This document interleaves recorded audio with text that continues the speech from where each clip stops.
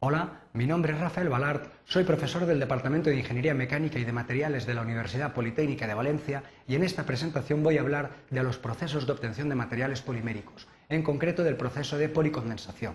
A lo largo de esta presentación vamos a hablar de los procesos de policondensación con sus características particulares. Seguidamente realizaremos una clasificación en base a la obtención de polímeros lineales o reticulares mediante procesos de policondensación. A continuación describiremos el concepto de relación estequiométrica y al final realizaremos una serie de consideraciones finales en base a la presentación. El término condensación hace referencia a la formación de cadenas poliméricas mediante una reacción en la cual dos compuestos orgánicos condensan o reaccionan químicamente para formar uno de mayor peso molecular. Normalmente, en estos procesos de condensación se produce el desprendimiento de alguna molécula sencilla, como puede ser agua, amoníaco, ácido clorhídrico, etc. Por otro lado, es importante resaltar que los procesos de condensación pueden conducir a la formación de polímeros lineales o reticulares. En caso de que la funcionalidad sea igual a 2, se obtendrán polímeros de tipo lineal y cuando la funcionalidad sea superior a 2, se obtendrán polímeros de tipo reticular. Por último, destacar que normalmente los procesos de policondensación requieren dos componentes para que la reacción se lleve a cabo. No obstante, en algunos casos es posible que se produzca un proceso de autocondensación a partir de un solo componente, como es el caso de la poliamida 6. Bien, como hemos dicho anteriormente, los procesos de policondensación permiten obtener polímeros lineales o polímeros de tipo reticular. Veamos en primer lugar las características de la condensación en polímeros lineales. Como se ha descrito, se requieren dos componentes que tienen grupos reactivos. Así, por ejemplo, el compuesto A y el compuesto B presentan dos grupos reactivos que vienen marcados por las flechas correspondientes.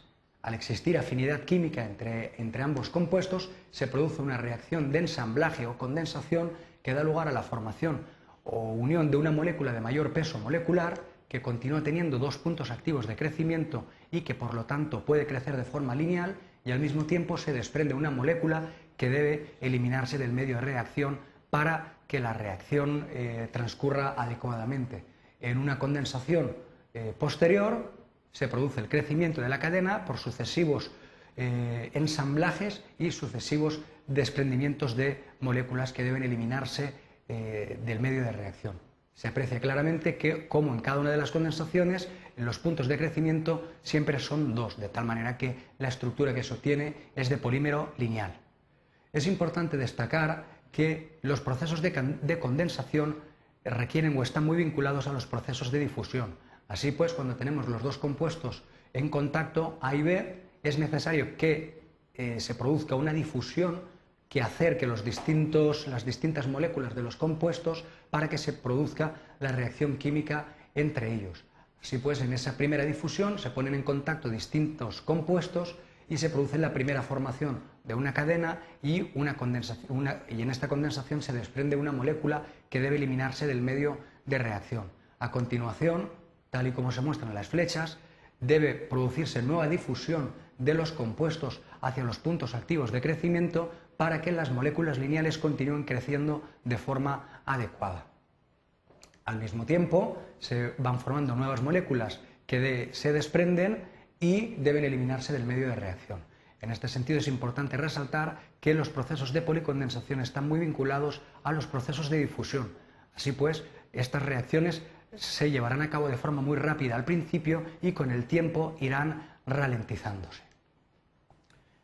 Veamos algunos ejemplos de condensación en polímeros lineales. Un ejemplo típico es el de la obtención de la poliamida 6,6. Para la obtención de este polímero hacen falta dos compuestos químicos, la hexametilendiamina con sus grupos funcionales activos y el ácido adípico también con sus grupos funcionales activos. Cuando se ponen en contacto estos dos compuestos, se produce una reacción química entre los grupos activos de la amina y los grupos activos del ácido adípico que da lugar al ensamblaje de las dos moléculas o de las dos estructuras, formando una molécula de mayor peso molecular, y al mismo tiempo se desprende una molécula de agua. Como podemos apreciar, los puntos activos de crecimiento continúan existiendo a la parte izquierda y a la parte derecha de la molécula, de tal manera que el crecimiento solamente se puede producir de tipo lineal. Si se lleva a cabo un proceso de N condensaciones, al final se obtiene la estructura lineal de la poliamida con el desprendimiento de N moléculas de agua que deben eliminarse del medio de reacción.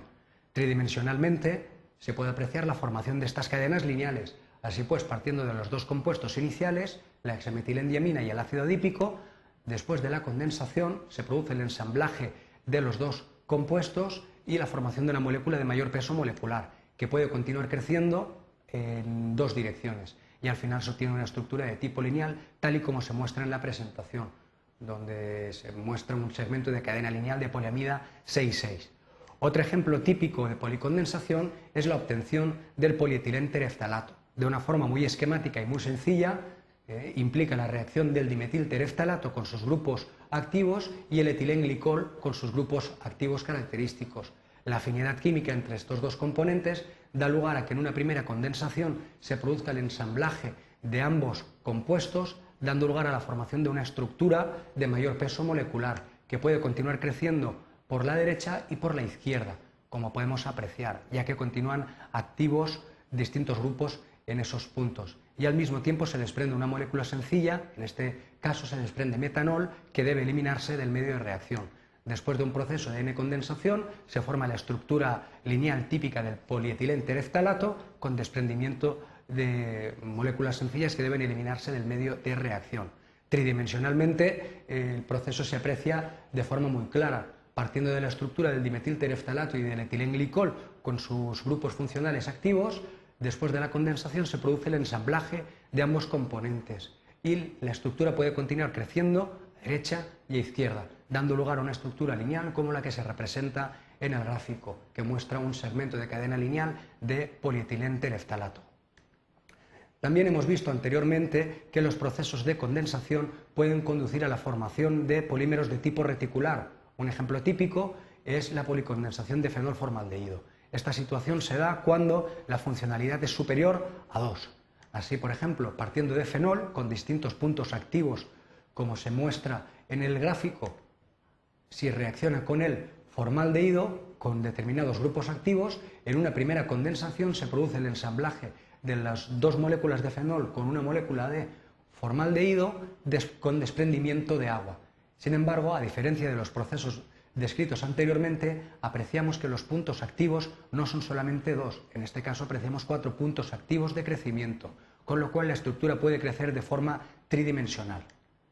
Después de un proceso de N-condensación, apreciamos el entrecruzamiento de distintas estructuras de fenol y apreciamos claramente muchos puntos activos de crecimiento.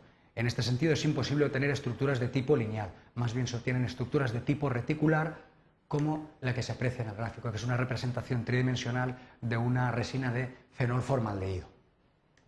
Bien, una vez vistos los procesos de polimerización por condensación, vamos a describir un concepto que adquiere muy importancia en estos procesos, que es la relación estequiométrica.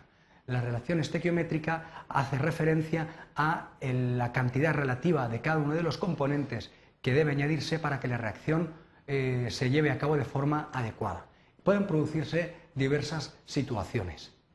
Una primera situación es que se añada muy poca cantidad de uno de los componentes, por ejemplo, muy poca cantidad de componente B. Al producirse la reacción de condensación, se ensamblan algunas moléculas, pero, como podemos apreciar en el gráfico, no se entrecruza toda la estructura de red y quedan moléculas de A sin reaccionar. Todo ello va a conferir unas pobres propiedades mecánicas al material, muy pobres. Puede darse también otra situación en la que se añada una pequeña cantidad de uno de los componentes. En este caso, se añade poca cantidad de componente B, pero superior a la anterior. Pues bien, con esta cantidad de componente B se produce una reacción de intercruzamiento que, más o menos, como podemos apreciar en el gráfico, liga todas las moléculas del componente A formando una red, pero también podemos apreciar que continúan existiendo muchos puntos activos en el componente A que no han reaccionado con el componente B. En este sentido se obtendrá un material con mejores características que el anterior, pero todavía las propiedades serán muy pobres. La situación ideal es cuando se utiliza la cantidad estequiométrica, que se utiliza la cantidad necesaria de A y la cantidad necesaria de B.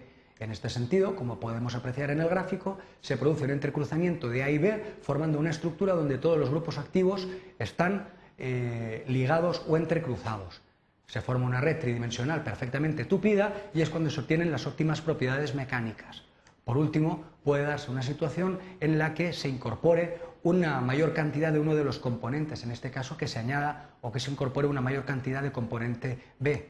En este sentido, se producirá todo el entrecruzamiento de la estructura formando una red tridimensional, pero quedarán algunas moléculas de B sin reaccionar. Estas moléculas de B quedarán en el interior de la estructura y actuarán como un plastificante interno, con lo cual también empeorarán las propiedades globales del material. Una vez vistos estos conceptos, vamos a realizar una serie de consideraciones en base a la presentación descrita. Los procesos de policondensación permiten obtener estructuras de tipo lineal o reticular según la funcionalidad de los componentes que se empleen en la reacción. Si la funcionalidad es igual a 2, se obtienen polímeros lineales. Si la funcionalidad es superior a 2, se obtienen polímeros de tipo reticular. Por otro lado, los procesos de policondensación requieren habitualmente la reacción de dos componentes con afinidad para establecer interacciones de tipo químico, reacciones químicas. Es importante también destacar que los dos componentes deben incorporarse en una relación determinada que se denomina estequiométrica para conseguir las mejores propiedades mecánicas en el material condensado mediante la reacción química. Por último, destacar que en los procesos de policondensación se desprenden moléculas, compuestos, moléculas sencillas que deben ser eliminados del medio de reacción para que la reacción transcurra adecuadamente.